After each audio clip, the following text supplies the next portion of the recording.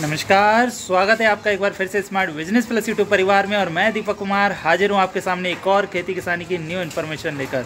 दोस्तों, आज की वीडियो काफ़ी इंटरेस्टिंग होने जा रही है, क्योंकि इस वीडियो में मैं आपके लिए कुछ ऐसी मल्टी फसलों के बारे में बताऊंगा जिनको लगाकर उगाकर इस समय आप काफ़ी हद तक अपनी इनकम को इंक्रीज कर सकते हैं।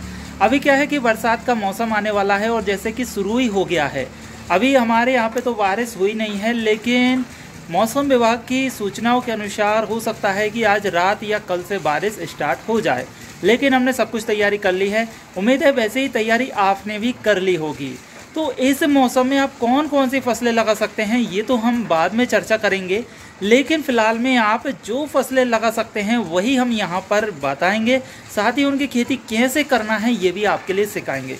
यदि आप भी चाहते हैं कि बरसात के मौसम में कुछ ऐसी यूनिक फसलों को लगाया जाए या फिर मार्केट में जो चल रही है ट्रेंडिंग फसलें उनको लगाकर इनकम को बढ़ाया जा सके, तो बने रहिए हमारी इस वीडियो में लास्ट तक। आप सीखेंगे कुछ ऐसी यूनिक फसलों के बारे में जिनको लगाकर पैसा अच्छा कमा सकते हैं, और एक साथ कई सारी फसलों के बारे में हम बताएंगे। तो वीडियो को लास्ट तक जरूर देखिएगा, और वीडियो हमारी पसंद आए तो इसे लाइक करें, शेयर करें, हमारे चैनल को सब्सक्राइब जरूर करें। किसान भाइयों, जुलाई महीने में करें फूल गोभी की उन्नत खेती। इन किस्मों के साथ आप 60 से 70 दिनों में लाखों रुपए कमाने शुरू कर देंगे। जी हाँ, बस हम आपको एक तरीका बताएंगे अलग हटके, जो कि आप अच्छे से कम मेहनत में अच्छा प्रोडक्शन ले सकते हैं।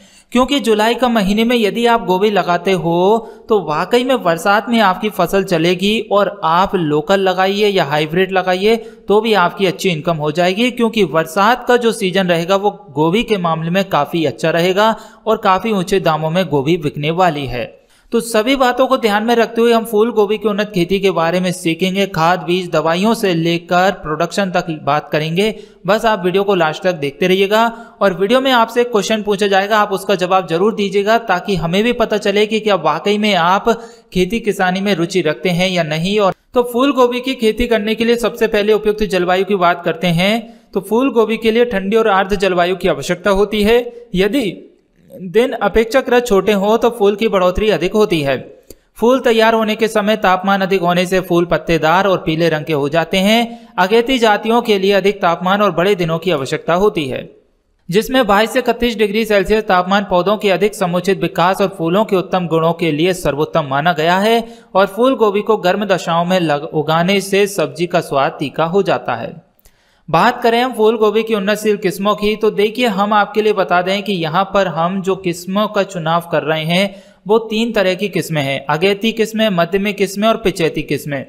आपको कौन सी किस्में लगानी है वो आपके ऊपर डिपेंड करता है। तो हम अगेती किस्मों की बात करें, early Kunwari, Pusa Katki, Pusa Deepali, summer king, Pawas, improved जापानी आदि, ये अगेती किस्में हैं जो कि 45 से 60 दिन के अंदर फूल देना शुरू कर देती है।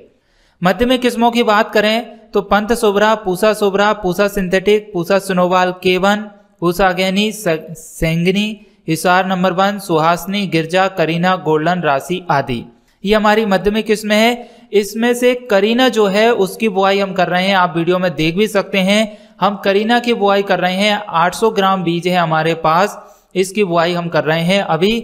और ये जून में हमने नर्सरी के लिए बीज डाल दिया है, आप देख सकते हैं। अभी जून का महीना ही चल रहा है, तो इस मौसम में हमने लगभग हमारे 12-13 दिन हो चुके हैं बीज डाल दिया है। और आप पौधा भी देख सकते हैं, कुछ इस तरीके से हम अभी बुआई कर रहे हैं। और यदि आप डिटेल में देखना चाहते हैं कि कैसे तैयारी कर रहे हैं, कैसे बुआई कर रहे हैं, क्या कितने दिन की हमारी नर्सरी हो गई है, तो वीडियो के डिस्क्रिप्शन में हमने एक चैनल का लिंक दे दिया है। वहां पर हम जो भी डेली रूटीन खेती किसानी के काम चलते हैं वो सब वीडियोस वहां अपलोड कर रहे हैं और करने वाले हैं बहुत जल्द। तो आप उस चैनल को सब्सक्राइब कीजिए, वहां पर आपसे बातें भी होती रहेगी और आपको पता भी चलता रहेगा क्या क्या परेशानी आ रही है, क्या क्या नॉर्मल दिनचर्या में हम वहां पर काम कर रहे हैं।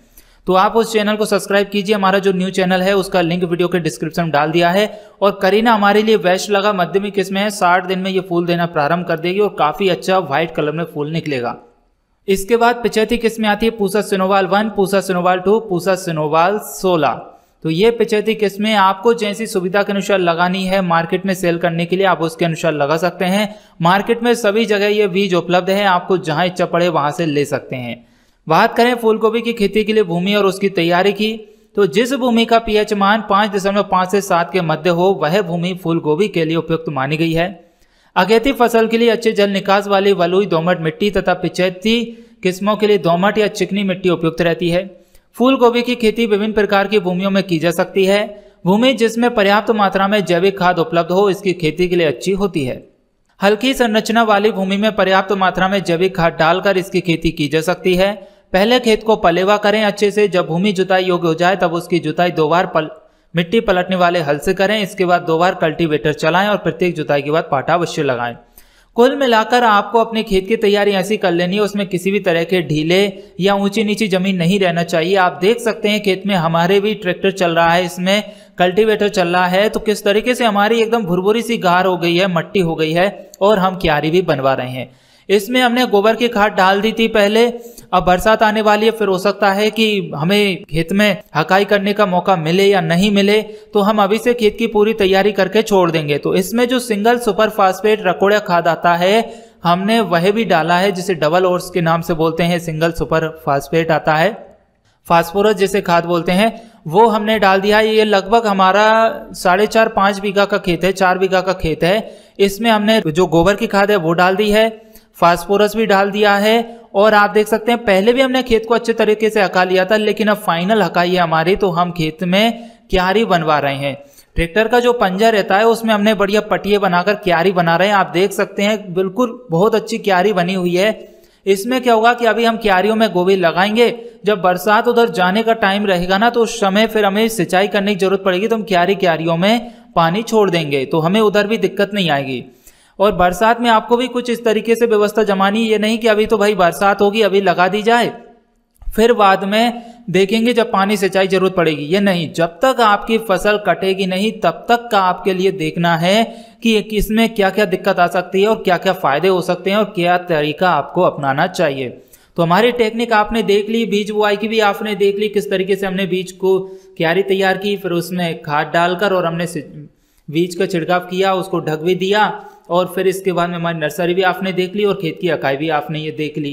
यदि आप विस्तार से देखना चाहते हैं कि कैसे खेत की अकाई चल रही है, कैसे नर्सरी बुआई चल रही है, कैसे उसकी निंदाई गुड़ाई चल रही है, तो वो सब हमने वीडियोस, शॉर्ट वीडियो, छोटी छोटी वीडियोस एक नए चैनल पर अपलोड करना शुरू कर दिया है। तो आप उस चैनल को जरूर से जरूर सब्सक्राइब कीजिए, उसका लिंक वीडियो के डिस्क्रिप्शन में डाल दिया है। और फूल गोभी के बीज की बुआई के सही समय की बात करें तो 12 महीने में कभी भी बीज बुआई कर सकते हो।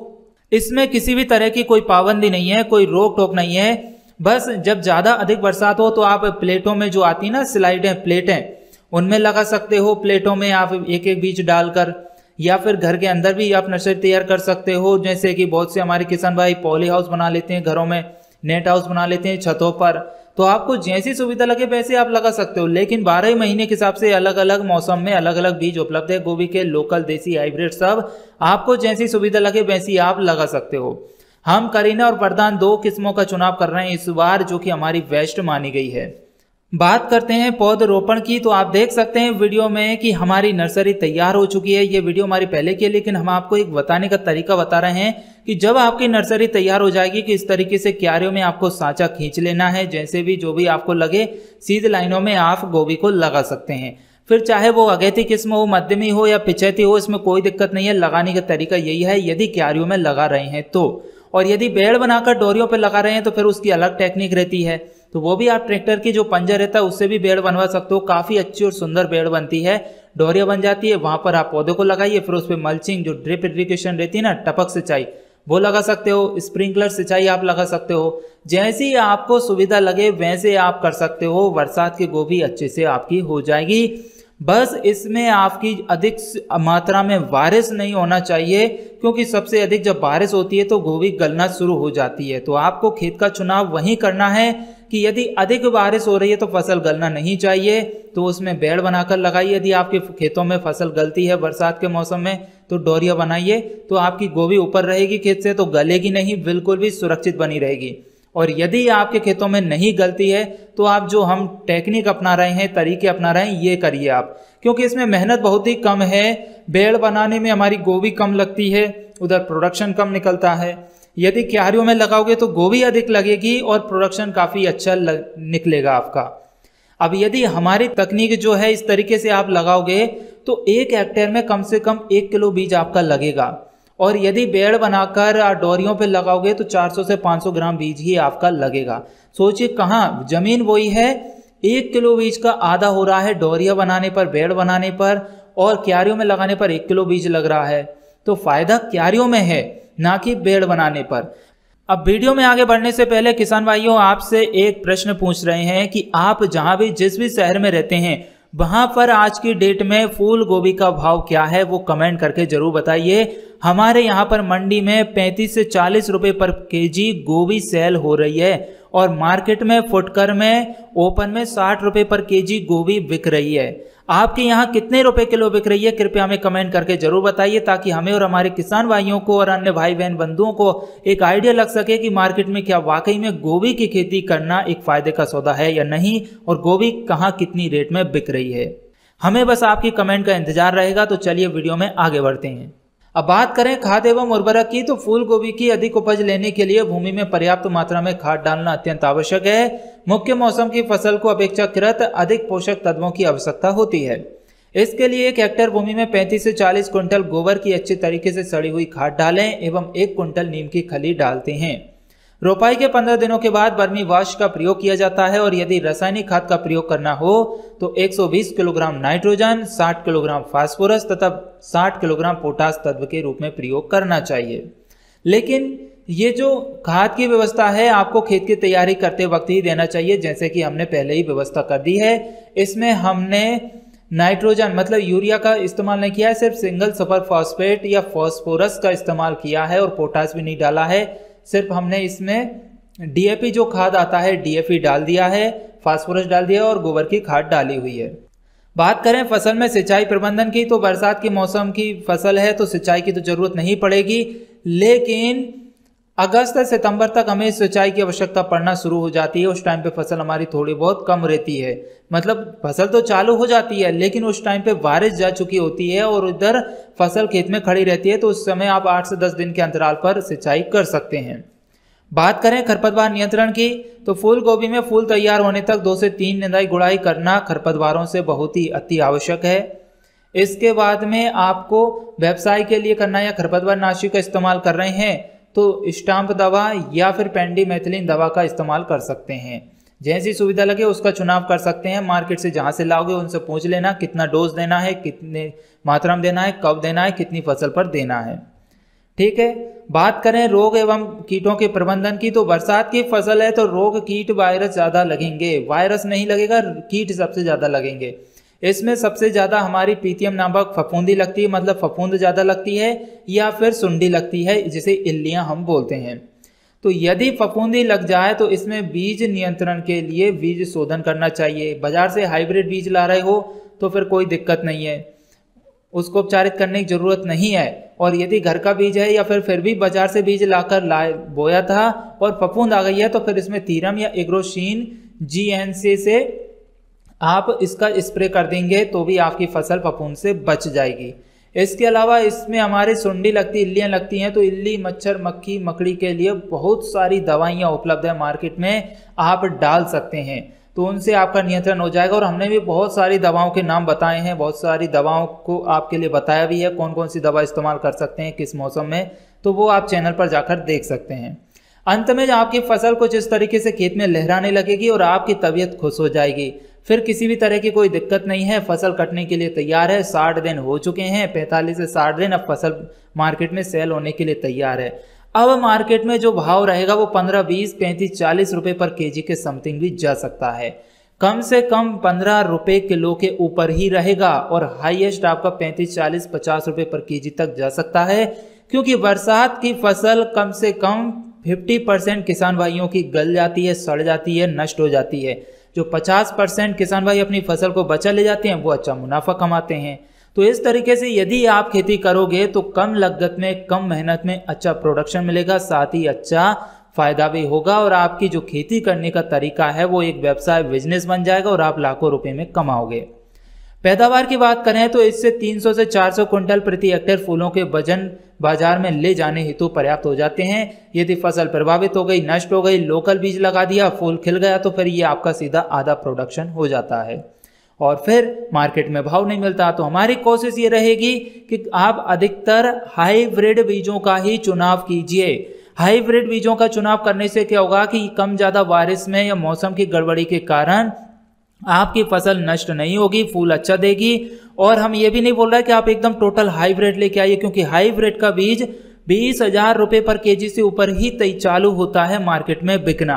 तो आप मीडियम लेके आइए, ना तो लोकल ना ही हाइब्रिड। जैसे कि जो करीना आता है वो मीडियम में आता है, 11-12 हज़ार रुपये पर केजी के हिसाब से आपको मार्केट में मिल जाएगा, जो कि ना हाइब्रिड है ना लोकल है, लेकिन मीडियम है। हम लगाते हैं, हमें काफ़ी अच्छा फ़ायदा है इसमें और हाइब्रिड के मुकाबले काम करता है। फिर हमारा बलविंदर आ गया, गिरजा आ गया, सुहासनी आ गया, तो ऐसे बहुत सारे, गोल्डन आ गया। तो ये बहुत सारी कंपनियां हैं जो अच्छा प्रोडक्शन दे देती है। लेकिन जो कंपनियों के हमने नाम बताए हैं वो हमने इस्तेमाल की हुई है, तो हमें इसमें फ़ायदा देखने को मिला है। एक तो मेहनत कम लग रही है और दूसरा हमारी कॉस्ट जो लागत है वो भी कम लग रही है। तो इस तरीके से हमारे किसान भाई फूल गोभी की खेती करेंगे तो काफ़ी अच्छा प्रोडक्शन ले पाएंगे। जैसे कि दोस्तों आज का हमारा टॉपिक है कद्दू की उन्नत खेती कैसे करें। जी हाँ दोस्तों, आपने बिल्कुल सही सुना, कद्दू की उन्नत खेती कैसे करें जिससे कि लाखों रुपए की कमाई हो सके। यदि आप भी दोस्तों कद्दू की खेती करना चाहते हैं तो बिल्कुल इस वीडियो को छोड़िए मत। कहने का तात्पर्य यह है कि वीडियो को बिना स्किप किए हुए शुरू से लेकर लास्ट तक देखते रहिए, तभी आपको सारी इंफॉर्मेशन अच्छे से समझ में आएगी।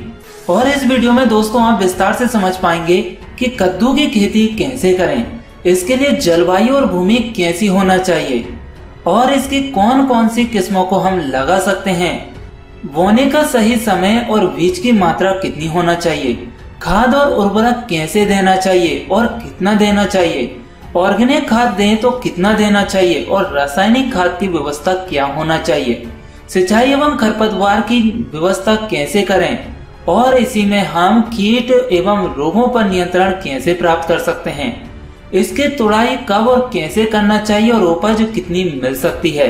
तो ऐसे दोस्तों कई सारे सवाल हैं जिनके जवाब आपको इस वीडियो में मिल जाएंगे। और यदि आपके भी ये सवाल हैं तो वीडियो को छोड़कर कहीं मत जाइए, ये वीडियो आपके लिए कुछ ना कुछ जरूर सिखा के जाएगा, इतना हमारा वादा है आपसे। बस वीडियो को देखते रहिए। तो दोस्तों आज की बढ़ती हुई आबादी को देखकर हर चीजों में कमी आ रही है, ये आप सभी भली भांति से जानते हैं। महंगाई आसमान को छू रही है और हमारी जरूरतें भी कम नहीं हो पा रही है। इसी वजह से हर चीज में डिमांड ज्यादा है। लोग सब्जी की खेती करने लगे हैं।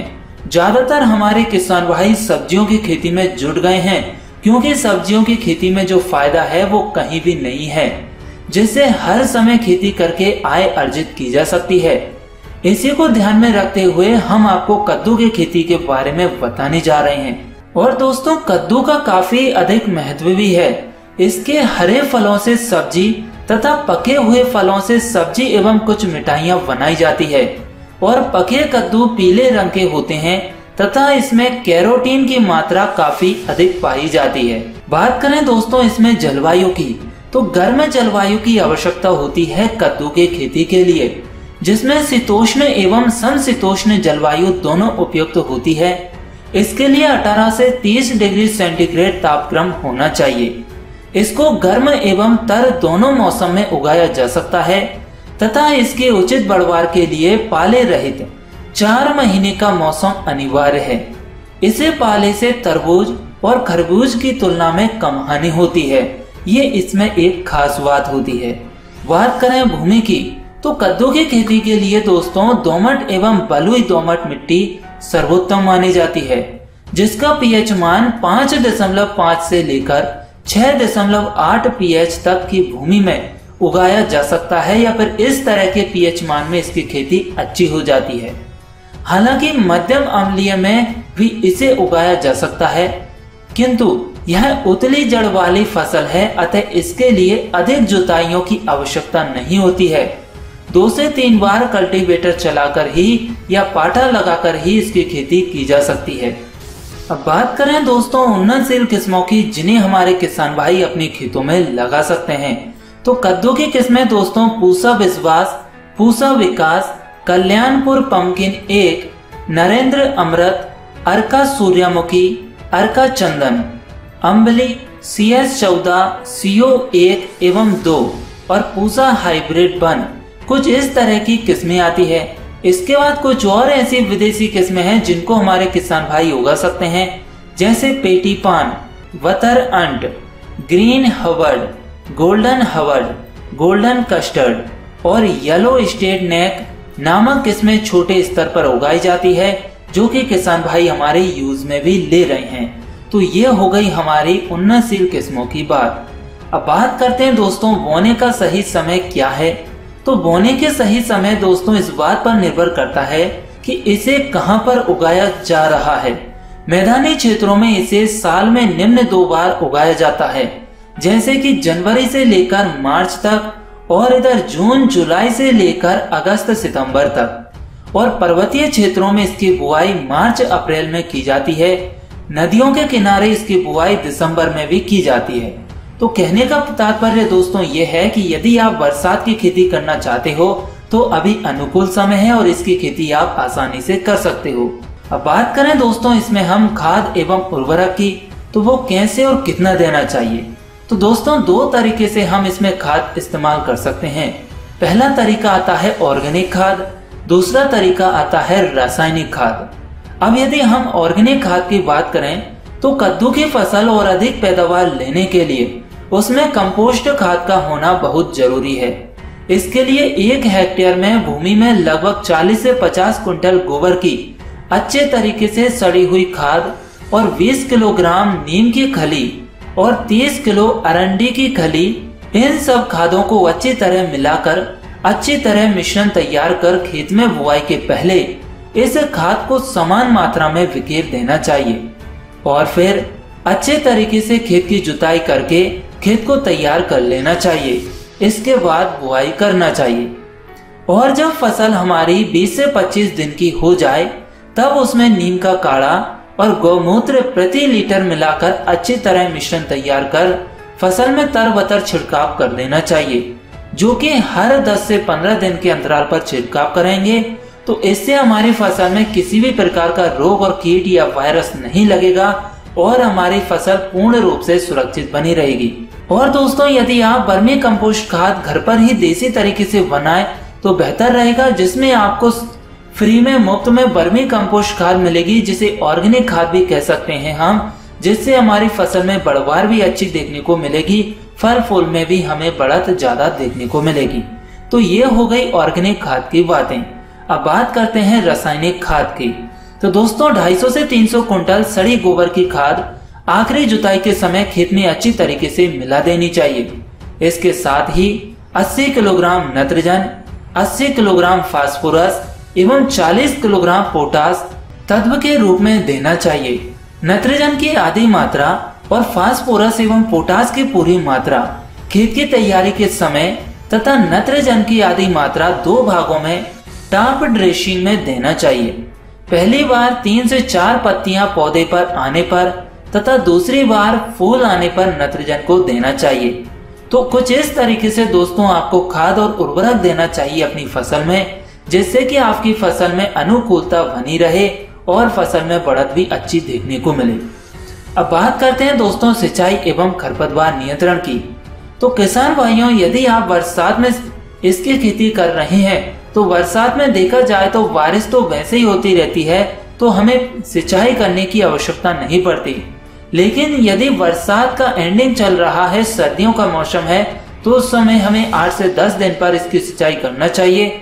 और गर्मियों का मौसम है तो 4 से 5 दिन के अंतराल पर खेत में बतर भी देखने को मिलती है, तो हमें सिंचाई करते रहना चाहिए। बात करें इसमें खरपतवार नियंत्रण की, तो दोस्तों जो कद्दू की खेती है, कद्दू की फसल है, उसमें रासायनिक दवाओं का इस्तेमाल नहीं किया जाता है खरपतवार को नियंत्रण करने के लिए, क्योंकि यदि हम किसी पेस्टिसाइड का इस्तेमाल करेंगे तो वो हमारी कद्दू की बेल वाली फसल है उसके ऊपर भी गिरेगा, जिससे फूल झड़ने की समस्या ज्यादातर देखने को मिलती है। तो इसकी निंदाई गुड़ाई तो हमें हाथों से ही या खुरपी की सहायता करनी पड़ेगी, जिससे कि फसल सुरक्षित रहे और खरपतवार से भी नियंत्रण रहे। अब बात करते हैं दोस्तों इसमें फसल में लगने वाले कीट और रोग नियंत्रण की, जो कि बहुत ही महत्वपूर्ण है। तो दोस्तों इसमें कई तरह के रोग लगते हैं और कीट लगते हैं, जैसे कि लाड़ली, फल की मक्खी, सफेद ग्रव और चूड़ी फफूंदी और इसके बाद लगता है मृदु रोमेल फफूंदी और मोजेक। कुछ इस तरह के दोस्तों ये वायरस रहते हैं, कीट लगते हैं जो कि हमारी फसल को ज्यादा से ज्यादा हानि पहुंचाते हैं और फल की पैदावार भी कम हो जाती है और फसल की बढ़त भी रुक जाती है। तो दोस्तों हम सबसे पहले बात करते हैं हम लाड़ली रोग की। तो इसकी पहचान क्या होगी? तो दोस्तों पौधों पर 2 पत्तियां निकलने पर इस कीट का प्रकोप शुरू हो जाता है। यह कीट पत्तियों और फूलों को खाता है। इस कीट की सुंडी भूमि के अंदर पौधों की जड़ों को काटती है, जिससे हमारी फसल का पौधा खराब हो जाता है और हमें फसल में नुकसान उठाना पड़ता है और फसल पूरी खराब हो जाती है। इसके बाद एक और रोग लगता है जो कि फल की मक्खी होती है, कीट लगता है और यह मक्खी फलों में प्रवेश कर जाती है और वहीं पर अंडे देती है। अंडों से सुंडी बाहर निकलती है और वह फल को बेकार कर देती है। यह मक्खी विशेष रूप से खरीफ वाली फसल को अधिक हानि पहुंचाती है, जिससे हमारी फसल खराब हो जाती है। और इसके बाद दोस्तों इसमें एक और आती है मृदु रोमेल फफूंदी। जी हाँ, मृदु रोमेल फफूंदी यह एक प्रकार से स्यूडोमोनास क्यूबेंसिस नामक फफूंदी के कारण होता है। रोगी पत्तियों की निचली सतह पर कोणाकार धब्बे बन जाते हैं जो ऊपर से पीले या लाल भूरे रंग के हो जाते हैं। अब दोस्तों इनकी रोकथाम की यदि हम बात करें तो इन पर कैसे नियंत्रण पाया जा सकता है? तो ऑर्गेनिक तरीके से देखें दोस्तों तो इसमें कम से कम 40 से 50 दिन पुराना 15 लीटर गौमूत्र को तांबे के बर्तन में रखकर 5 किलोग्राम धतूरे की पत्तियां एवं तने के साथ उबाल लेनी चाहिए। जब यह हमारा 15 लीटर का गौमूत्र 7.5 लीटर मतलब आधा शेष रह जाए तो इसे आग से उतारकर ठंडा करके छान लेना चाहिए। फिर इस मिश्रण को 3 लीटर प्रति पंप के द्वारा फसल में तर-बतर कर छिड़काव करते रहने से हमने जो भी आपको कीट और रोग बताए हैं उन पर रोकथाम की जा सकती है और फसल को सुरक्षित किया जा सकता है। इसके बाद दोस्तों इसमें जो सफेद ग्रव लगता है तो यह कीट कद्दू भर के पौधों को काफी क्षति पहुंचाता है। यह भूमि के अंदर रहती है और पौधों की जड़ों को खा जाती है, जिसके कारण पौधे सूख जाते हैं।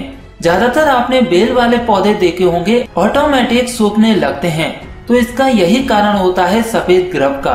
तो इसकी रोकथाम के लिए खेत में आप नीम की खाद का प्रयोग करेंगे तो इस परेशानी से भी बचा जा सकता है। और इसके बाद दोस्तों इसमें एक चूड़ी फफूंदी रोग लगता है। तो यह रोग एरिसाइफी सिकोरेसियस नामक फफूंदी के कारण होता है। पत्तियों एवं तनों पर सफेद दरदरा और गोलाकार जलसा दिखाई देता है, जो कि बाद में आकार में बढ़ जाता है और कत्थई रंग का पौधा और उसके पत्ते हो जाते हैं। पूरी पत्तियां पीली पड़कर सूख जाती हैं और पौधे की बढ़वार रुक जाती है। यदि आपकी फसल में भी कुछ इस तरह की समस्या है तो इसकी रोकथाम के लिए देसी गाय का मूत्र 5 लीटर लेकर 15 ग्राम के आकार के बराबर हींग लेकर पीसकर अच्छी तरह मिलाकर घोल बनाना चाहिए और प्रति 2 लीटर पंप के द्वारा तर-बतर कर छिड़काव करने से ये परेशानी हमारी खत्म हो जाती है। तो दोस्तों इस तरीके से हम कीट और रोगों पर नियंत्रण कर सकते हैं, जिससे फसल को सुरक्षित किया जा सकता है। अब दोस्तों बात आती है इसमें फल की तोड़ाई की। तो कद्दू के फलों की तोड़ाई बाजार मांग पर निर्भर करती है। आमतौर से दोस्तों इसकी बुआई करने के बाद 70 से 90 दिन में हरे फल की तोड़ाई के लिए हमारा पौधा तैयार हो जाता है और फल को किसी तेज चाकू से अलग कर लेना चाहिए। और इसकी दोस्तों हम उपज की बात करें तो जो हमें नॉर्मल तौर पर उपज मिलती है तो वह 200 कुंटल पर हेक्टेयर से लेकर 500 कुंटल पर हेक्टेयर तक मिल जाती है। अब दोस्तों इसमें डिपेंड करेगा हमारी खेती कैसी है, भूमि कैसी है, किसी प्रकार का रोग और कीट तो नहीं लगा है और हमने सही किस्मों का चयन किया है, मौसम वातावरण सही रहा है और खरपतवार से भी कोई नुकसान नहीं हुआ है, तो दोस्तों आसानी से हम इतनी पैदावार हमारी कद्दू की फसल से ले सकते हैं। तो दोस्तों इस तरीके से हम कद्दू की खेती करते हैं, जो कि हमने विस्तार से यहाँ पर समझा है। यदि आपके लिए ये जानकारी अच्छे से समझ में आ गई हो, वीडियो अच्छी लगी हो, तो दोस्तों इस वीडियो को ज्यादा से ज्यादा लाइक करें, शेयर करें, ताकि हमारे अन्य किसान भाइयों की हेल्प हो सके। मन में कोई सवाल है तो वीडियो के कमेंट बॉक्स में कमेंट करके पूछ सकते हैं। और यदि आप पहली बार हमारी वीडियो देख रहे हैं, हमारे चैनल पर नए आए हैं, तो smart business plus YouTube channel को सब्सक्राइब करें, साथ में छोटा सा नन्हा सा जो बेल आइकन है उसे प्रेस जरूर करें ताकि आने वाली खेती किसानी की हर लेटेस्ट वीडियो आपको मिल सके सबसे पहले। किसान भाइयों, जुलाई महीने में करें मिर्च की उन्नत तरीके से खेती और आप आने वाले समय में अच्छी कमाई कर सकते हैं। आज के वीडियो में हम विस्तार से जानेंगे कि मिर्च की खेती कैसे करके आप अच्छी खासी इनकम कर सकते हैं, अपनी प्रॉफिट को लाखों में कैसे ले जा सकते हैं। सब कुछ आपकी आंखों के सामने होगा, बस वीडियो को लास्ट तक देखते रहिए। किसान भाइयों, मिर्च भारत की प्रमुख मसाला फसल है और इसके स्वाद में तीखापन होता ही है। पहले मिर्च की खेती भारत में खरीफ और जायद दोनों मौसम में की जाती थी, लेकिन अब डिमांड ज्यादा होने के कारण और मार्केट में बीज समय समय पर उपलब्ध होने के कारण हमारे किसान भाई मिर्च की खेती अब 12 महीने करते हैं और अच्छा मुनाफा भी कमाते हैं। बात करें जलवायु कैसी होना चाहिए, तो मिर्च को किसी भी मौसम में उगा सकते हैं। मिर्च की फसल के लिए गर्म तथा आर्द्र जलवायु लाभकारी है। इसके पौधे के लिए अत्यधिक ठंड व गर्मी दोनों ही हानिकारक है। वर्षा आधारित फसल के लिए 100 सेंटीमीटर वर्षा वाले क्षेत्रों में भी आसानी से उगाया जा सकता है, लेकिन अभी ऐसा मौसम हो चुका है जैसे मानो बरसात आ चुकी है। तो यदि आप अभी जर्मिनेशन के लिए बीज डाल दोगे तो आराम से आपका जर्मिनेशन हो जाएगा, क्योंकि जहां पर बारिश हो गई वहां पर 15 दिन तो मौसम ठंडा रहना ही है। जहां पर नहीं हुई है, सिर्फ बदल ही हो रहा है, वहां पर 8 से 10 दिन तो बदल रहना ही है। तो ये अच्छा मौसम है और अच्छा मौका भी है आपके लिए फसल नई तरीके से करने के लिए। बात करें भूमि की तैयारी कैसे करेंगे, तो मिर्च की खेती सभी प्रकार की भूमियों में की जा सकती है, परंतु अच्छे जल निकास वाली एवं कार्बनिक बलुई दोमट एवं लाल दोमट मिट्टी जिसका पीएच मान 6.0 से 6.7 के बीच में हो, तो वह मिट्टी मिर्च की खेती के लिए सबसे उपयुक्त मानी जाती है। वो मिट्टी जिसमें जल निकास व्यवस्था नहीं होती मिर्च के लिए उपयुक्त नहीं है। ट्रैक्टर द्वारा भूमि की जुताई करके उसे भुरभुरा कर लेना चाहिए। ऐसा करने से सारे खरपतवार साफ हो जाते हैं और फसल भी ज्यादा होती है। अब बात करें खाद एवं उर्वरक की, तो खेत की अंतिम जुताई से पहले प्रति हेक्टेयर करीब 150 से 250 क्विंटल अच्छी तरह से सड़ी हुई गोबर की खाद खेत में डालकर अच्छी तरह से मिला देना चाहिए। इसके अलावा मिर्च का अच्छा उत्पादन लेने के लिए 70 किलोग्राम नाइट्रोजन, 48 किलोग्राम फास्फोरस व 50 किलोग्राम पोटास प्रति हेक्टेयर की दर से जरूरत होती है। नाइट्रोजन की आधी मात्रा रोपाई से पहले और जमीन तैयार करने के समय व बची मात्रा आधी आधी करके 30 से 45 दिन के बाद खेत में छिड़ककर तुरंत सिंचाई कर देना चाहिए।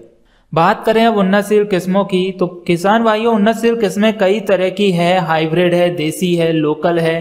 तो आपको जो किस्में लगानी है आपको मौसम के अकॉर्डिंग मार्केट से खरीदना होगी, साथ ही अपने यहाँ के मौसम के अनुसार जो आपके लिए सुटेबल रहे वही आपको किस्म चुनाव करना होगा। तो जैसे कि काशी अनमोल आती है, काशी विश्वनाथ आती है, जवाहर मिर्च आती है 283, 218 और अर्का सुफल आती है, पूसा सदाबहार, केटीपीएल, यूएस की आती है, 2024 आती है, कैलेक्स कंपनी की आती है, फिर स्वाति ग्रीन स्लिम आती है, पूसा ज्वाला आती है, भाग्य लक्ष्मी आती है, J218, ARCH 236, गायत्री, प्रिया, BSS 14, दुर्गा, पंत 1, आजाद मिर्ची, Kalyanpur Chaman, S16, S86 235, Kashi early, Kashi Harita, HPH 1926-80, फिर 611, 720, चैंपियन, 2024, सुहाती, सूर्या, ज्योति, अग्नि, तेजस्वनी आदि हमने बहुत सी किस्में आपके लिए बता दी है। इन किस्मों में से जो आपको बेस्ट लगे वो लगा सकते हो, लेकिन जहां जिस दुकान से ला रहे हो वहां पर एक बार ये जरूर कंफर्म कर लेना कि आपके लिए ये बेस्ट रहेगी या नहीं रहेगी मौसम के अकॉर्डिंग। वैसे तो यदि आपके यहाँ बाजार में जो किस्म बिक रही है तो वो आपके लिए सुटेबल रहेगी, क्योंकि मार्केट में तभी आई है वहां के मौसम को ध्यान में रखते हुए। तो जो आपके लिए बेस्ट किस्म लगे वो आप लगा सकते हैं। बात करें मिर्च के बीज बुआई की, तो वो कैसे करना है। मिर्च के लिए बीज की मात्रा सामान्य तौर पर 700 से 800 ग्राम और संकर किस्मों के लिए 250 से 300 ग्राम बीज प्रति हेक्टेयर उपयुक्त होता है। बीज को बुआई से पहले 3 ग्राम बाविस्टन या कैप्टॉन प्रति किलोग्राम के हिसाब से उपचारित करना चाहिए। मिर्च के लिए पौधशाला का चुनाव ऐसी जगह करें जहां धूप पर्याप्त मात्रा में आती हो। 1 मीटर चौड़ी आवश्यकता अनुसार लंबाई की जमीन से 20 सेंटीमीटर ऊंची क्यारी बना लें और उसमें गोबर या कंपोस्ट खाद आवश्यकता अनुसार डालें। ध्यान रहे कि गोबर या कंपोस्ट खाद जो डाल रहे हैं वो पूरी तरीके से पचा हुआ होना चाहिए। यदि कच्ची खाद डाल दोगे तो फिर वह गर्मी पैदा करेगी और गर्मी में आपका बीज भी नष्ट हो सकता है। तो आपको पची हुई सड़ी हुई खाद डालनी है, जो कि गर्मी उसकी ऑलरेडी निकल चुकी होती है, तो वो डायरेक्ट आपकी फसल में फायदा करेगी और बीज में किसी भी तरह की कोई भी नुकसान नहीं आएगा। इसके बाद में कार्बन डाइजिम 2 ग्राम दवा प्रति लीटर पानी से क्यारी की मिट्टी को उपचारित करना चाहिए, जिससे मिट्टी में मौजूद बैक्टीरिया या वायरस खत्म हो जाए। आपकी नर्सरी 40 दिन में अच्छे से लगाने के लिए तैयार हो जाती है। मौसम कोई सा भी हो, सर्दी, गर्मी, बरसात, तीनों मौसम में 40 दिन में आपकी नर्सरी आसानी से लगाने के लिए तैयार हो जाएगी। बात करें पौधों के रोपण की, तो मिर्च के पौधे को गड्ढे में इस प्रकार रोपें जिससे पौधे का आखिरी पत्ता जमीन में सटे। मिर्च के पौधे रोपते समय 2 पौधों के बीच की दूरी कम से कम 40 से 60 सेंटीमीटर होना चाहिए। पौधों को खेत में लगाने के बाद हल्की सी सिंचाई करना चाहिए। अब बात करें पौधे की सिंचाई की, तो मिर्च की सफल खेती के लिए और अच्छे फसल के उत्पादन के लिए किसानों को सिंचाई को लेकर सतर्क रहना चाहिए। मिर्च की खेती में पानी के बहाव का आने और जाने की क्रिया बराबर बनी रहना चाहिए। मिर्च के फूल और फल लगने के समय भूमि में नमी का होना अत्यंत आवश्यक है, क्योंकि पानी की कमी से पौधों का विकास रुक जाता है। इसकी वजह से फल की गिरने की संभावना बढ़ जाती है। और अभी गर्मियों में आप इसकी फसल करोगे तो अभी तो गर्मियों तक तो आपको सिंचाई करनी पड़ेगी, फिर बरसात में जरूरत नहीं पड़ेगी। और सर्दियों में तो कम से कम 10 से 15 दिन में हमें पानी सिंचाई देने की आवश्यकता पड़ती है। गर्मियों में 4 से 5 दिन में सिंचाई करना पड़ता है। तो इस हिसाब से आपको मिट्टी और फसल को ध्यान में रखते हुए सिंचाई करनी है। बात करें खरपतवार नियंत्रण तो कैसे करेंगे।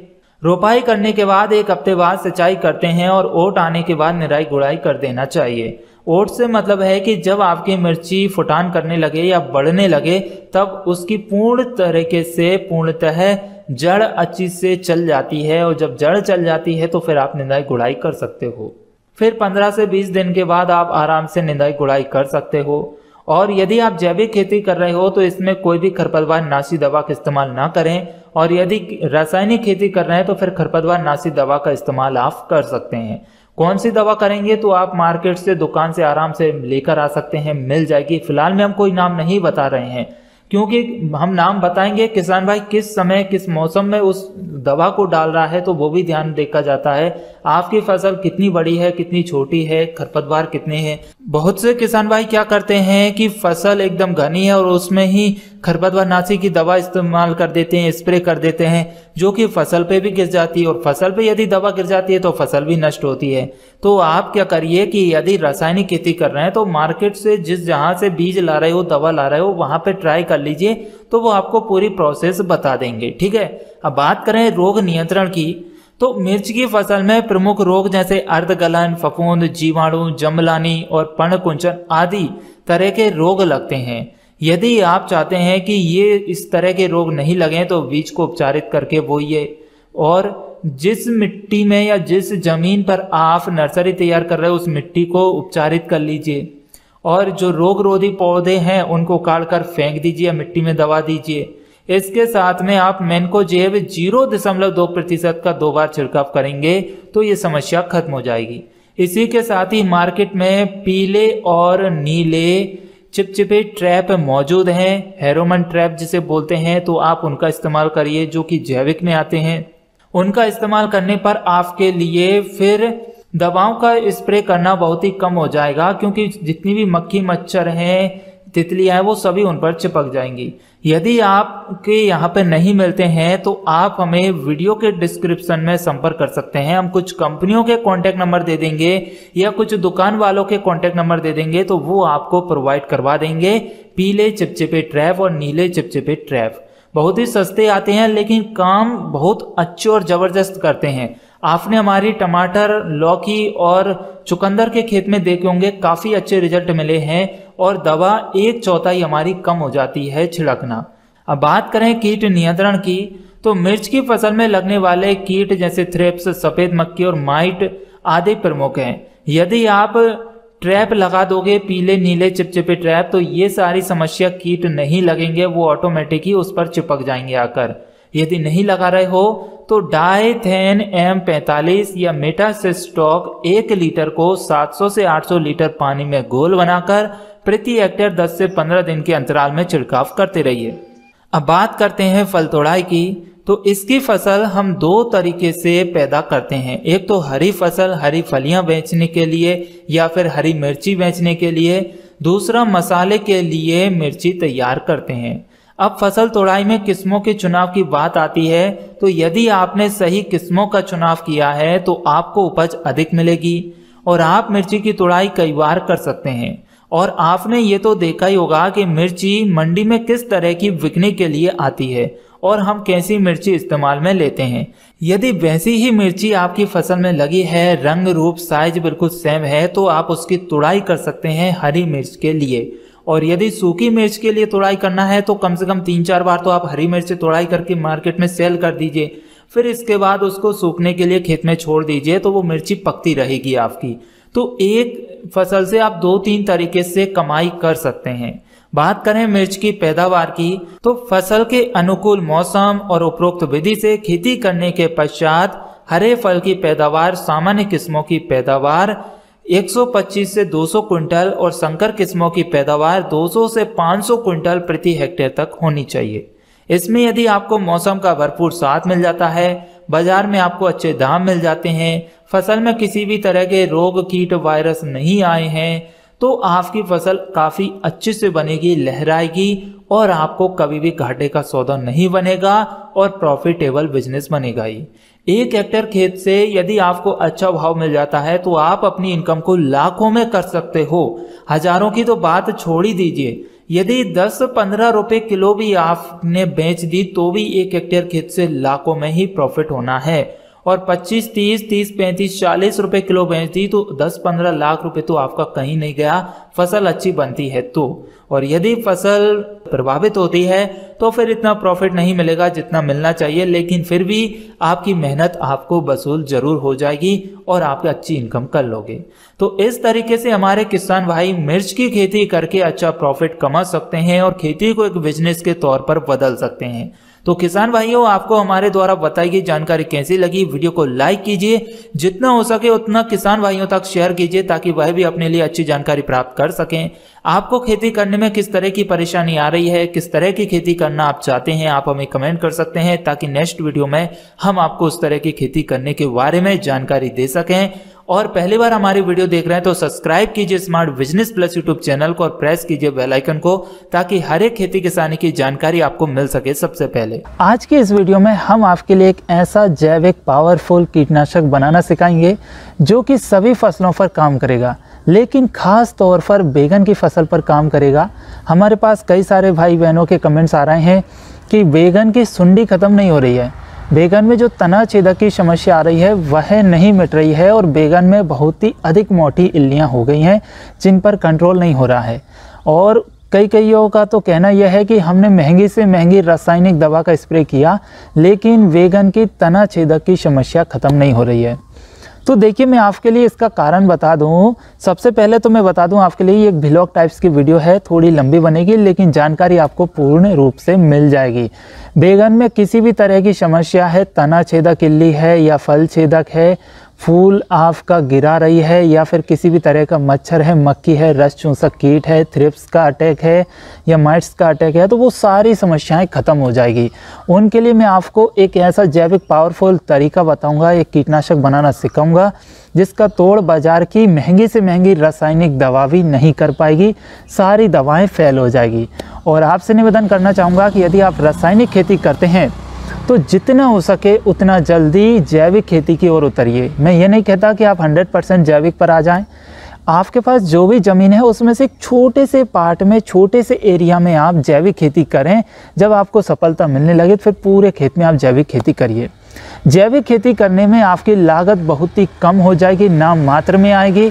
और यदि आप अपनी लागत कॉस्ट को, इन्वेस्टमेंट को कम कर दोगे तो फिर वह आपके प्रॉफिट में जुड़ेगा, और जैसे ही प्रॉफिट में जुड़ेगा तो फिर आपकी सब्जियां महंगी बिकना शुरू हो जाएगी, या फिर यूँ कहें कि आपको प्रॉफिट होना चालू हो जाएगा। और कईयों के तो कमेंट्स हैं या डाउट है कि जैविक खेती करने पर प्रॉफिट नहीं मिल पाता। अच्छा, तो मैं आपके लिए बता दूं कि जैविक खेती करोगे तो प्रॉफिट भी अच्छा मिलेगा, और जैविक खेती करोगे तो प्रोडक्शन भी आपको अच्छा ही मिलेगा रासायनिक खेती की अपेक्षा। ठीक है ना। तो चलिए बात करते हैं कि आपकी बैगन की फसल में यदि रस चूसक कीट लगे हैं, जैसे माहू हो गया या अंडे वाली माहू हो गई, मच्छर हो गया, सफ़ेद मक्खी हो गई, थ्रिप्स जिसे बोलते हैं उसका अटैक है, या फिर किसी भी तरह की मोटी से मोटी इल्ली है, ब्लैक कलर की और या फिर हरे कलर में जो इल्लियाँ रहती है, मैं आपको शुद्ध देशी हिंदी में बता रहा हूँ, इल्लियाँ समझ जाएंगे। यदि इल्ली को इंग्लिश में बोलेंगे तो फिर समझ नहीं पाओगे, इसलिए इल्ली समझिए। मोटी इल्ली, पतली इल्ली, हरी इल्ली, काली इल्ली, ब्लैक कम्मल या फिर कीड़ा या झिंगुर जो भी है, या तना छेदक इल्ली है या फिर फल छेदक इल्ली है, तो वो सारी इस दवा से ख़त्म हो जाएगी। तो दवा कैसे बनानी है वो सीख लीजिए आप, सामग्री। ठीक है ना। और जैविक खेती करिए जितना हो सके उतना, रासायनिक खेती में कोई दम नहीं है, हमारी उपज भी कम हो जाती है। तो देखिए, आपको जैविक जो कीटनाशक बनाना है ना, उसमें 5 तरह की सामग्री ऐड करनी है। कितनी करनी है? 5 तरह की सामग्री। आप लीड पेन उठा लीजिए, कॉपी पेन उठाइए, लिख लीजिए, या फिर इस वीडियो को दोबारा से फिर से सुनना। 5 तरह की सामग्री जैविक तरीके से कीटनाशक बनाना सीखेंगे। सबसे पहली सामग्री आती है मिर्च। मिर्च कौन सी लेनी है? लाल वाली। ये देखिए, गीली वाली लाल मिर्च। यदि आपको गीली वाली लाल मिर्च नहीं मिलती है तो फिर आप मिर्च का पाउडर लेंगे। तो 1 हेक्टेयर खेत के लिए मैं बता रहा हूँ, 1 हेक्टेयर खेत में आपके लिए 1 किलो लाल गीली मिर्ची लेनी है, जो कि तीखी वाली होना चाहिए। आप देख सकते हैं मिर्च की साइज़ और मिर्च का कलर आपको देखने में ही तीखापन लग रहा होगा। इस तरीके से आपको लाल तीखी मिर्ची लेनी है। अब जिन किसान भाई बहनों को ये लाल गीली वाली तीखी मिर्च नहीं मिलती है, वह मिर्च का सूखा पाउडर इस्तेमाल करेंगे। कौन सा पाउडर? जो घर में हम सब्जी में या खाने या मसाले में इस्तेमाल करते हैं, वो मिर्च का पाउडर लेंगे आधा किलो। ठीक है, पिसा हुआ। या तो 1 किलो गीली मिर्ची लाल वाली, ये नहीं मिलती है तो फिर आधा केजी सूखा मिर्च का पाउडर। दूसरी सामग्री लेनी है आपके लिए नीम की पत्तियाँ। ये देखिए, इसे नीम बोलते हैं। तो नीम की पत्तियाँ लेनी है 1 केजी। या तो नीम की पत्तियाँ 1 केजी ले लीजिए, या फिर नीम की जो निम्बोली आती है उसको 1 केजी ले लीजिए। दोनों में से जो भी लेना है वो ले सकते हैं। और ज़्यादातर सभी किसान भाइयों के खेतों में, मेड़ों पर ये नीम की पत्ती या नीम के पेड़ उपलब्ध होंगे ही। तो 2 सामग्री हो गई, मिर्ची और नीम की पत्ती। नीम की पत्ती कितनी लेना है? 1 केजी। तीसरी सामग्री आपको लेनी है कनेर। ये देख सकते हैं, ये कनेर है। ये हमारे पास पीली कनेर है। पीली कनेर की पत्तियां लेनी है 1 केजी। ये पौधा बहुत ही अच्छा है और ये आपके लिए लगाना ही चाहिए, चाहे गार्डनिंग करते हो चाहे फिर आप खेती करते हो, क्योंकि इससे ज़बरदस्त कीटनाशक बनता है और रस चूसक कीटों पर ये बहुत ही इफ़ेक्ट करता है। तो ये पीली कनेर है। अब आपको डाउट है कि हमारे पास तो सफ़ेद कनेर है या येलो कलर की कनेर है या फिर गुलाबी कलर की कनेर है, तो वो काम करेगी कि नहीं करेगी? बिल्कुल करेगी, निश्चित हो जाइए, 100% काम करेगी। आपके घर में पीली कनेर है तो पीली कनेर की पत्तियां लीजिए, लाल है तो लाल की लीजिए, गुलाबी है तो गुलाबी की लीजिए और हरी है तो हरी की लीजिए। कनेर कोई सी भी हो लेकिन होना चाहिए। कनेर में देख सकते हैं ये छोटे छोटे बीज आते हैं इस टाइप के, ये भी आप यूज़ कर सकते हैं। इनको फेंकना नहीं है, ये इनके बीज हैं, फल हैं, ठीक है ना। तो ये लग सकते हैं और कनेर के फूल भी आप ले सकते हैं। 1 केजी आपको ये ले लेना है पत्ते सहित। 3 सामग्री हो गई, मिर्ची हो गई, कनेर हो गई और हमारी ये नीम हो गई, ठीक है। चौथी सामग्री आपके लिए लेनी है अकौआ। ये देखिए कुछ इस तरीके का अकौआ रहता है, आप वीडियो में देख सकते हैं, क्लियरली आपको दिखाई दे रहा होगा। इसे कहीं कहीं पर आँक के नाम से जानते हैं, आँक, किसी कोई इसे आंकड़ा भी बोलता है और कोई इसे अकौआ बोलता है। हमारे यहाँ पर अकौआ के नाम से जानते हैं।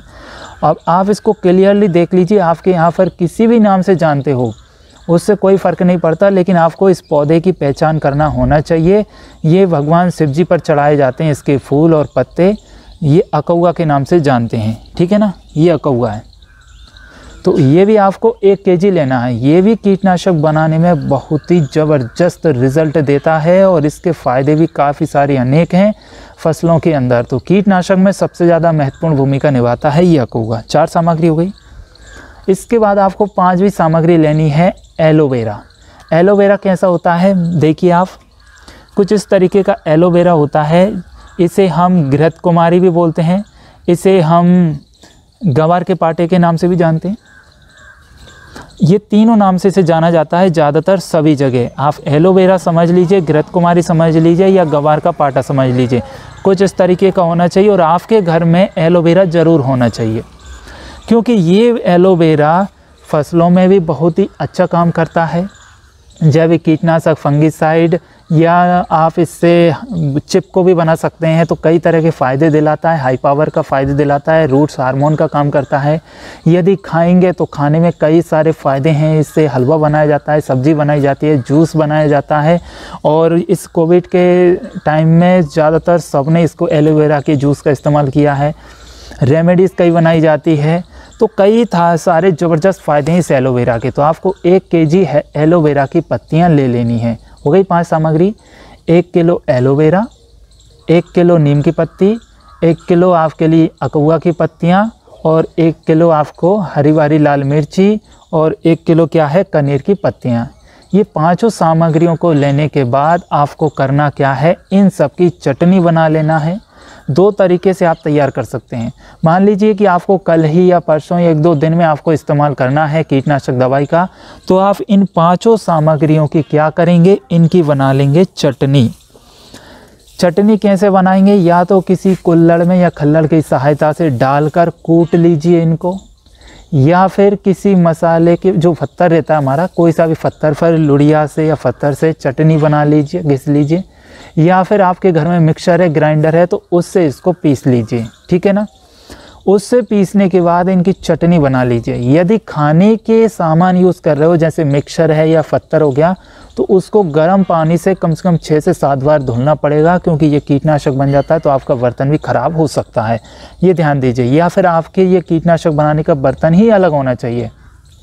मिक्सर में इस्तेमाल ले रहे हैं तो 250-300 रुपये का एक जार आता है मिक्सर का, छोटा वाला पीसने वाला, तो आप वो अलग से ले आइए, तो उसमें बनाया करिए। ठीक है ना। तो इन सब की चटनी बना लीजिए। अब आपकी ये 1-1 किलो सामग्री रहेगी, लगभग कम से कम इसको पीसने में आपको 5 से 6 लीटर पानी लग जाएगा। हो सकता है कि 10 लीटर पानी की आवश्यकता भी पड़े। तो जितना भी पानी आपका लग जाए कोई दिक्कत नहीं है, इसको बना लीजिए अच्छे से। जब आप इसको पीस लेंगे मिक्सर में, तो अच्छे से आपकी चटनी बन जाएगी। उस चटनी में पानी भी मिक्स रहेगा, तो उसको अच्छे से आप छान लीजिए किसी कपड़े की सहायता से या फिर किसी छलनी की सहायता से। तो जो पानी निकलेगा आपका, वो आपका एक ज़बरदस्त पावरफुल कीटनाशक बनकर तैयार हो जाएगा। और जो एक तरफ आपकी चटनी निकलेगी, उस चटनी को किसी भी बर्तन में रख दीजिए, डाल दीजिए। ऊपर से उसमें आधा लीटर या 2 लीटर गौमूत्र डाल दीजिए, 2 लीटर गौमूत्र डाल दीजिए, और 3 लीटर पानी डाल दीजिए। ठीक है। 5 लीटर ये मटेरियल डाल के रख दीजिए। 20 से 25 दिन में आपका फिर से कीटनाशक तैयार हो जाएगा। तो जो 20-25 दिन बाद तैयार होगा, उसको आपके लिए लेना है 50 ml प्रति 15 से 20 लीटर की जो स्प्रेयर टंकी रहती है, पंप रहता है, उसमें आपको लेना है 50 ml। और फिलहाल की स्थिति में हमने जो मिक्सर में से तैयार किया है चटनी, जो पानी निकाला है, उसको भी आपको लेना है 50 ml। 50 ml आपके लिए ये दवा लेनी है। जो लिक्विड हमने चटनी बनाकर छान कर निकाला है, उसको 50 ml प्रति टंकी 15 से 20 ml की में 50 ml लेना है, और बाकी का पानी ऐड करना है। और जो हमारी बैगन की फसल है, उसको अच्छे से तर-बतर कर दीजिए आप देखेंगे कि 2 से 3 दिन के अंदर आपको ज़बरदस्त और शानदार रिज़ल्ट मिलेंगे। और ऐसे रिज़ल्ट मिलेंगे कि वाकई में आप कहेंगे कि आपने जो 15-20 हज़ार रुपये लीटर की रासायनिक दवा डाली थी कीटनाशक, वह भी फेल हो गई, और यह बिल्कुल फ्री में काम हो गया हमारा। 1 रुपये का हमारे किसी को देना नहीं पड़ा। और जो भाई बहन बोलते हैं ना कि हमें आपका कीटनाशक भेजिए, हाई पावर भेजिए, भाई यही कीटनाशक मैं आपको भेजूंगा फ़िलहाल की स्थिति में, तो आप खुद पे बनाइए ना। और मेरा मकसद यह है कि आप घर से खुद से बनाओगे तो आपका पैसा बचेगा, और यदि 1 रुपये भी हम बचाते हैं तो वो हमारी खेती करने में प्रॉफिट में काम आएगा। ठीक है। तो ऐसा करने से आपकी फसल में तना छेदक की समस्या खत्म होगी, फल छेदक की समस्या खत्म होगी, लाल, हरी, काली, पीली या फिर कम्मल, इस तरह की जो भी इल्लियाँ लगी हुई हैं वो सारी ख़त्म हो जाएगी। रस चूसक कीट ख़त्म हो जाएंगे, सफ़ेद मक्खी, सफ़ेद मच्छर या फिर जो आपकी अंडे वाली माऊ है वो सब खत्म हो जाएंगी। आपकी फसल पूर्ण रूप से स्वस्थ हो जाएगी। तो ये तो 1 हेक्टेयर की बात हो गई। अब यदि आपके पास 1 एकड़ ज़मीन है तो 1 एकड़ में लगभग 2.5 से 3 बीघा ज़मीन होती है, तो आप इसकी जो सामग्री बताइए 1-1 केजी वो आधा कर दीजिए, ठीक है। उससे भी कम है, आपकी आधी ज़मीन है, 1.5 बीघा ज़मीन है, तो उससे भी आधा कर दीजिए, 250-250 ग्राम ये सामग्री ले लीजिए। इस तरीके से आपको बनाना है। डोज की मात्रा मैंने बता दी, 50 ml 15 से 20 लीटर की जो हमारी टंकी रहती है, स्प्रे मशीन रहती है, उसमें 50 ml इस्तेमाल करना है। अब यही वीडियो मेरे गार्डनिंग करने वाले भाई बहन मित्र देख रहे होंगे तो उनके भी डाउट होंगे कि 1 लीटर में कितना मिलाना है और ये हम गार्डनिंग के लिए कितना तैयार करें। तो गार्डनिंग के लिए आप ज़्यादा इस्तेमाल नहीं करें, आप सिर्फ गार्डनिंग में 100-100 ग्राम ले लीजिए। आपके लिए आसानी से मिर्ची उपलब्ध हो जाएगी। हरी इस तरह की लाल मिर्ची मिल जाती है तो ठीक है, नहीं तो मिर्च का पाउडर किचन में मिल जाएगा, 100 ग्राम ले लीजिए। नीम की पत्ती कहीं ना कहीं तो आपको मिल ही जाएगी, 100 ग्राम नीम की पत्ती ले लीजिए। कनेर के ये पत्ते भी मिल ही जाते हैं ज़्यादातर, कहीं ना कहीं यदि आप कोशिश करेंगे तो मिल जाएंगे। नहीं मिलते हैं तो कोई दिक्कत नहीं, इन दोनों की चटनी बनाकर डाल दीजिए। इसके बाद आपको दोनों ले रहे हैं, मिर्ची और नीम ले रहे हैं गार्डनिंग वाले, तो 10 ml आपको 15 ml इस्तेमाल करना है 1 लीटर पानी में, ठीक है। स्प्रे कर दीजिए। यदि आपको ये मिल जाती है कनेर की पत्तियाँ तो 100 ग्राम ये ले लीजिए। फिर आपका 10 ml डलेगा 1 से 5 लीटर की स्प्रे मशीन में, ठीक है, टंकी में। और यदि अखुआ भी मिल जाता है तो फिर आपका काम बन गया। और एलोवेरा तो आपके घर में होगा ही होगा। तो ये पांचों चीज़ें आप 100-100 ग्राम ले लीजिए। और 1 से 5 लीटर का जो आपका स्प्रेयर वाला टंकी है या बोतल है, मशीन जो भी आप बोलते हो घर में, तो उसमें आपको 10 ml लेना है और अपनी बैगन की फसल में अच्छे से तरबतर कर दीजिए। आपको भी वही शानदार रिज़ल्ट मिलेंगे जो हमारे किसान भाइयों को मिलते हैं। तो इस तरीके से आप एक जैविक कीटनाशक बना सकते हैं जिसके शानदार रिजल्ट हैं। और मुझे उम्मीद है कि अब इसके बाद आपका इसमें कोई भी डाउट नहीं रहा होगा। तो मैंने सामग्री बता दी, पौधों को पहचानना बता दिया और किस तरीके से बनाना है वो तरीका भी बता दिया। एक और तरीका, अब जैसे मैंने पहले बोला था जिनको तत्काल में इस्तेमाल करना है तो वो तो मिक्सर में पीसकर चटनी बना लेंगे। अब जिनके लिए 8 से 10 दिन या 15-20 दिन का समय लगेगा इसके बाद इस्तेमाल करना है, तो आप क्या करेंगे, इन सभी पांचों सामग्री को किसी टंकी में या बाल्टी में या बर्तन में, ऐसा बर्तन जिसे आप घर में खाने पीने में इस्तेमाल नहीं लेते हो, तो किसी प्लास्टिक के बर्तन में डाल के ऊपर से आप क्या करेंगे, 1 से 2 लीटर इसमें गौमूत्र और बाकी का 10 लीटर इसमें पानी डालकर ऐड करके और इसको रख देंगे किसी छाँव में कपड़े से ढक कर। तो ये कम से कम 21 दिन तक आप डला रहने दीजिए। 7 या 21, 7-7 दिन की एक साइकिल चलेगी इसमें ऑटोमेटिक। और 2-3 दिन में आप इसको डंडे से चलाते रहिए, हिलाते रहिए। तो 21 दिन बाद आप इसको छान लीजिए अच्छे से।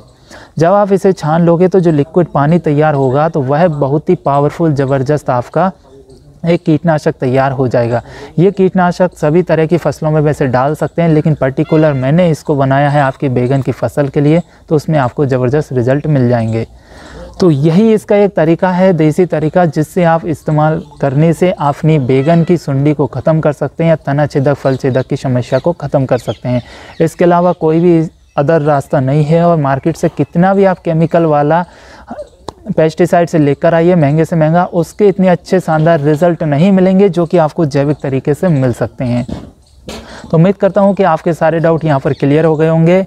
और अब इसके अलावा कोई भी सवाल है, डाउट है, कोई इंक्वायरी चाहते हैं कि आपको यदि किसी और अन्य फसल को करने में दिक्कत आ रही है और जैविक खेती से संबंधित कोई सवाल है, तो आप कमेंट ज़रूर करिए। जब तक कमेंट नहीं करेंगे तब तक मैं आपको जवाब नहीं दे पाऊँगा। तो आप कमेंट ज़रूर से ज़रूर करें और जितना कमेंट करेंगे उतना ही मैं आपके लिए हमारी सवाल जवाब की एपिसोड में जवाब दे पाऊँगा और वीडियो बनाकर भी आपके लिए मैं दे पाऊँगा। और वीडियो पसंद आ गई तो लाइक करिए और जितना हो सके किसान भाई तक शेयर कीजिए ताकि वह जैविक खेती से अपने लिए कुछ अच्छा कर सके, प्रॉफिट कमा सके और जो इन्वेस्टमेंट हो रहा है उसको कम कर सके। और जिन्होंने हमारे चैनल को सब्सक्राइब नहीं किया है तो उनसे निवेदन है कि चैनल को सब्सक्राइब जरूर करें, साथ में बेल आइकन प्रेस करें ताकि आपको इसी तरह की जैविक खेती की जानकारी मिल सके सबसे पहले। आज की वीडियो में हम सीखेंगे कि पत्ता गोभी की उन्नत खेती कैसे करें और अपनी इनकम को लाखों में कैसे ले जाएं। आप यहाँ पर जलवायु, खेती और उन्नतशील किस्मों का चुनाव कैसे करेंगे, सब कुछ विस्तार से जानकारी प्राप्त कर पाएंगे। कृपया वीडियो को लास्ट तक देखते रहें। जलवायु की बात करें तो बंद गोभी की अच्छी वृद्धि के लिए ठंडी आर्द्र जलवायु की आवश्यकता होती है, जो कि बरसात के मौसम में अब ठंडा मौसम ही रहेगा। इसमें पाले और अधिक तापमान को सहन करने की विशेष क्षमता होती है। यदि सर्दियों में लगा रहे हो पाला गिर रहा है तो भी फसल नष्ट नहीं होगी, और गर्मियों में यदि अधिक गर्मी पड़ रही है तो भी फसल नष्ट नहीं होगी। बंद गोभी के बीज का अंकुरण 27 से 30 डिग्री सेल्सियस तापमान पर अच्छा होता है।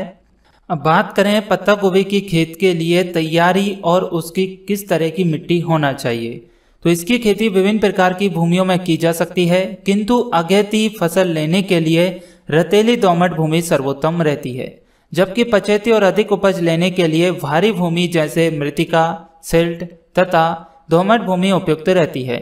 जिस भूमि का पीएच मान 5.5 से 7.5 के बीच में हो, वह भूमि इसकी खेती के लिए उपयुक्त रहती है। खेत की पहली जुताई मिट्टी पलटने वाले हल से करनी चाहिए। इसके बाद 3-4 जुताई देसी हल या कल्टीवेटर से जुताई करके एवं पाटा लगाकर खेत को समतल एवं भुरभुरा बना लेना चाहिए। पानी के निकास का उचित प्रबंध होना चाहिए, जिससे कि ज्यादा पानी लग जाने पर निकाला जा सके। बरसात की खेती आप कर रहे हो तो बरसात कभी कम होगी, कभी ज्यादा होगी। आप ऐसी व्यवस्था करिए कि कम में कोई दिक्कत ना आए, और ज्यादा बरसात हो रही है तो पानी बहकर निकल जाए, लेकिन खेत में भरा नहीं होना चाहिए, अन्यथा आपकी फसल नष्ट हो सकती है या प्रभावित हो सकती है। बात करें पत्ता गोभी की उन्नतशील किस्मों की, तो पत्ता गोभी की मौसम के आधार पर 2 प्रकार की अगेती एवं पिछेती प्रजातियां होती है। अगेती प्रजातियां pride of India, golden acre, early drumhead एवं मीनाक्षी आदि है। और पिछेती प्रजातियों की बात करें तो late drumhead, Danish ballhead, Mukta, Pusa drumhead, red केल्जर, पूसा ही टायर्ड, कोपेन हेंगन मार्केट आदि है। इसके अलावा भी मार्केट में बहुत सारी किस्में हैं जो कि उपलब्ध हैं। आप उन्हें लगाकर भी अच्छा प्रोडक्शन ले सकते हैं। समय समय पर आप उगा सकते हैं। जहां जिस दुकान से या कृषि विभाग से ला रहे हैं, आप उनसे पूछ लीजिए क्या इस मौसम की है ना ये, और कितने दिन में आ जाएगी। अगेती किस्म है, पिछेती किस्म है, यह फूल देने में कितना टाइम लेगी, तो उसके आधार पर आप लगाइए, क्योंकि आपको अपने मार्केट और मंडी को देखकर चलना है। किस समय ज़्यादा महंगी बिकती है, उसके 60 दिन पहले आप खेत में लगा दोगे तो आराम से आपकी फसल बन जाएगी। तो आपको उसी के अकॉर्डिंग ही खेती करना है। बात करें पत्ता गोभी के बीज बुआई का सही समय क्या है, तो दोनों ही मौसम में बीज की मात्रा 500 ग्राम प्रति हेक्टेयर पर्याप्त होती है। बीजों की बुआई से पहले 2 से 3 ग्राम कैप्टोन या वेसिकल प्रति किलोग्राम बीज की दर से यह बीज शोधन करना चाहिए। इसके साथ ही 160 से 175 मिलीलीटर फॉर्मेल्डिहाइड को 2.5 लीटर पानी में मिलाकर प्रति 20 वर्ग मीटर भूमि के हिसाब से नर्सरी का शोधन करना चाहिए।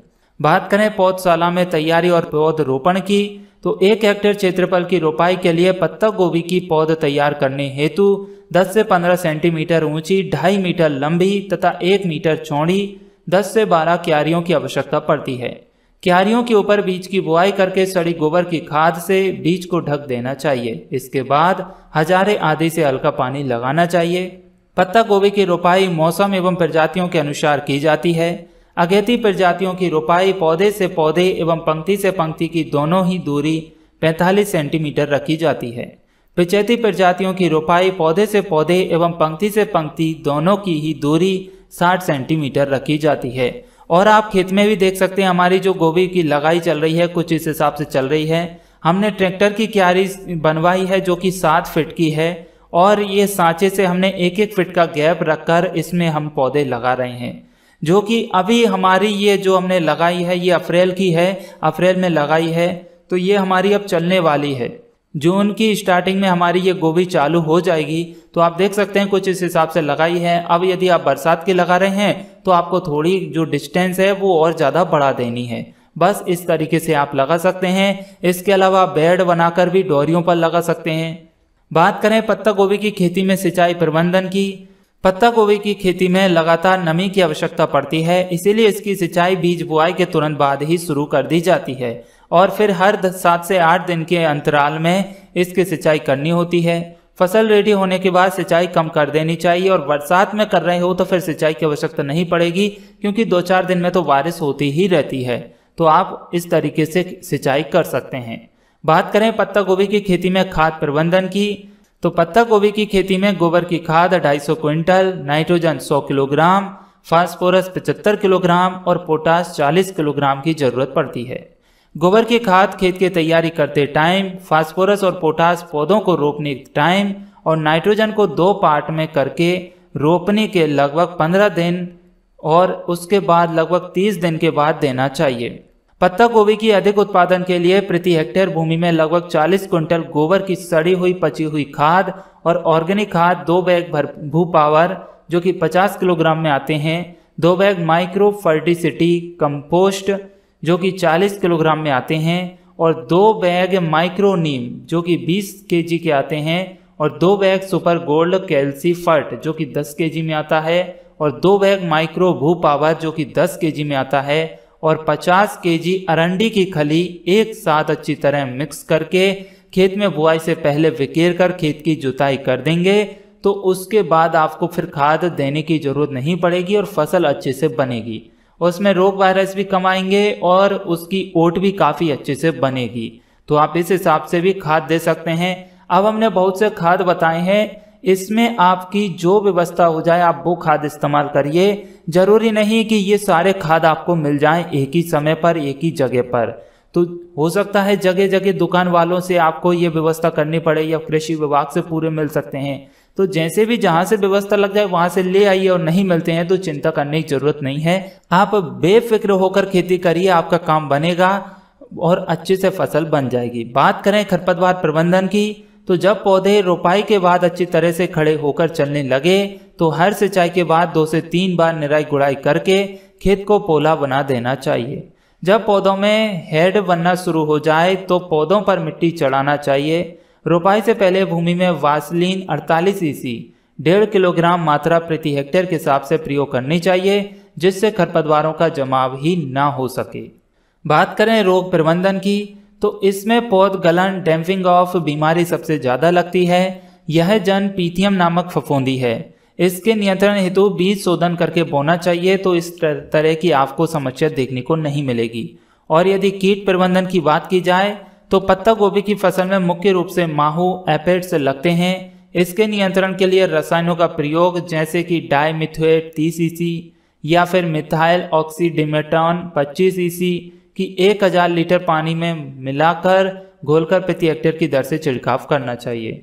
इसके अलावा इसमें इल्ली भी लगती है, जो सुंडी बोलते हैं, काले हरे कलर की तितली भी लगती है।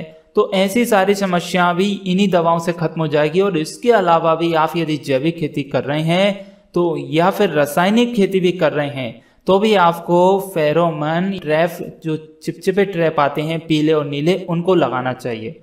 यदि आप उन पीली और नीली पट्टियों को लगा दोगे तो आपकी 95% दवा देने की समस्या खत्म हो जाएगी, क्योंकि सारे जितनी भी मच्छर मक्खी इल्ली है वो सब उस पर चिपक जाएंगे। और आप 1 महीने में चेंज करते रहिए। बहुत ही सस्ते आते हैं, 15-20 रुपए का एक ट्रैप आता है जो कि 1 महीने तो चलता ही है। तो आप इस हिसाब से भी अपनी जो कॉस्ट है, लागत है, वो कम कर सकते हो। और ये फेरोमोन नीले पीले ट्रैप, जो चिपचिपे ट्रैप हैं, उनको किसी भी फसल में लगा सकते हो जो कि ऑर्गेनिक है और जैविक खेती के अंतर्गत आते हैं। तो आप जैविक खेती करें या रासायनिक खेती करें, उसमें इस्तेमाल जरूर करिए। बात करें फसल कटाई की, पत्ता गोभी की गांठें जब पककर कड़ी लगने लगे या दबाने से भी कड़ी लगे तथा उचित आकार की बन जावे एवं रंग कुछ हल्का सा ऊपर के पत्ते पीले दिखने लगे तो कटाई करना चाहिए।